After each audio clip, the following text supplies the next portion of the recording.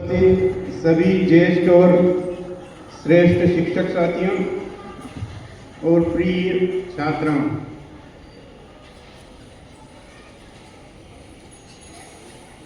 मैं नूतन में जैसा आपने बताया, मैं नूतन का छात्र भी था और बाद में वहाँ पर मैंने पढ़ाया भी था।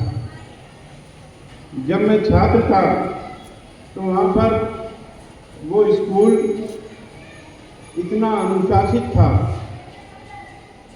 इतना अच्छा उस स्कूल का संचालन हो रहा था। हमारे प्रिंसिपल उस वक्त उपाध्याय साहब हुआ करते थे और साहब उनकी टीम के एक महत्वपूर्ण सदस्य थे। हमारे स्कूल को पूरे मध्य प्रदेश में उस काल में मॉडल स्कूल का दर्जा मिला था।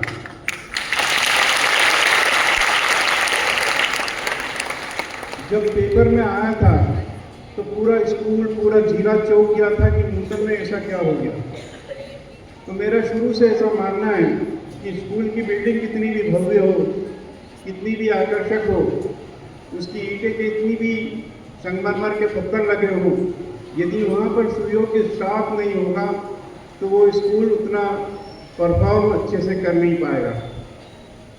मैंने इनसे ये सीखा कि क्लासरूम वर्क होता है 50% और इसके अलावा जो स्कूल में दूसरी गतिविधियां हैं उसका भी अपना महत्व होता है, उसका होता है 50%। जो बच्चे इन दोनों गतिविधियों में भाग लेते हैं वो आगे जाकर एक कंप्लीट व्यक्ति बन के उभरते हैं, और जो 50% केवल स्कूल में क्लासरूम में ही टॉप करते हैं, मैंने देखा है वो व्यवहारिक जीवन में असफल होते हुए उनको मैंने देखा है। वो सामान्य व्यक्ति तरह जैसा जीवन नहीं जी पाते।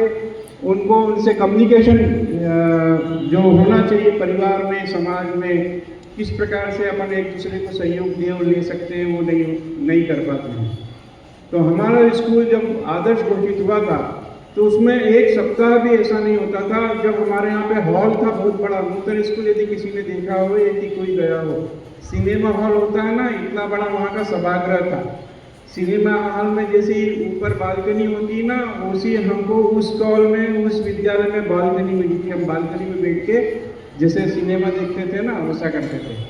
तो हमको वहाँ पर हर सप्ताह ले जाते थे प्रिंसिपल साहब सर, और हमको उसमें पार्टिसिपेट कराते थे। कोई भी व्यक्ति एक दिन में नहीं बनता है बेटा, उसको ठोक बजा के बनाना पड़ता है, तब जाकर वो यहाँ तक बन के आता है। यदि मेरे में थोड़े से भी अच्छे गुण हैं तो उसकी वजह आयंगर साहब जैसे मेरे टीचर रहे हैं, इनकी वजह से ही मेरे में थोड़े बहुत गुण विकसित हुए हैं। फिर मैंने संबंधों में, आपने भी देखा होगा, मैंने भी देखा है, महसूस किया है कि जब हम किसी व्यक्ति से जुड़ते हैं तो हमारा एक संबंध का एक लेवल होता है। उस लेवल में एक इमेज काम करती है कि सामने वाले की इमेज हमारे मन में क्या है, और वो इमेज व्यवहार से बनती है हमारे बीच। हम ये महसूस करते हैं 99 बार ऐसा महसूस होता है कि जो इमेज पहले थी बाद में वो इमेज कम होती गई या बढ़ी गई, कम हुई, स्थिर हुई, ऐसी उसके व्यवहार से उसकी इज्जत कम या ज़्यादा होती जाती है। आपने अपने घर परिवार समाज में भी देखा होगा। लेकिन मेरे मन में जो आयंगर साहब का ग्राफ बना था पहले दिन, वो सदैव बढ़ता ही रहा। मैंने खूब अच्छे लोग देखे, लेकिन आयंगर साहब जैसा तो देखा ही नहीं।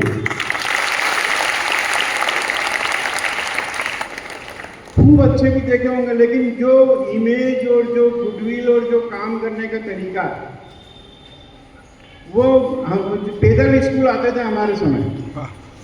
एक बैग रहता था उनके पास में, तो छुट्टी होती थी तो निश्चित रूप से कभी कभी वो भी हमारे साथ में स्कूल छोड़ते थे। तो मैं उनको बोलता था कि सर आप बैठ जाओ गाड़ी पर, मैं आपको घर तक छोड़ के आता हूँ।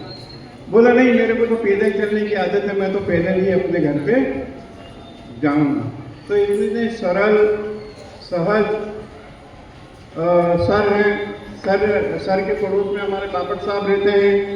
उनके मार्फत एक सूचना मिली थी कि सर आपसे मिलना चाहते हैं, वो स्कूल आना चाहते हैं। तो मैंने कहा नहीं, वो क्यों स्कूल आएंगे, मैं जाऊँगा ना मिलने के लिए। और मेरे को तो कोई रास्ता ढूंढने की ज़रूरत ही नहीं है, मेरी गाड़ी उनके घर के सामने जाकर ही रुकेगी। तो बोले नहीं, उनको है ना हिंदी आश्रम देखना है, स्कूल देखना है, और तुम कहाँ पे प्रिंसिपल हो ये देखना है।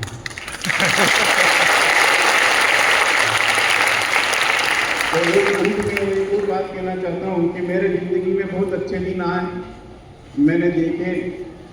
मेरी अच्छे दिन की फाइल को मैंने अभी एड नहीं किया है, उसमें कोई पन्ने जुड़ते चले जा रहे हैं। उसमें आज का दिन भी मैं स्मृति के तौर पर जोड़ के रखूँगा, और जब जब उत्साह की ज़रूरत होगी, हिम्मत की ज़रूरत होगी, मैं उस फाइल के उस पेज को खोलूँगा। जय हिंद, जय भारत।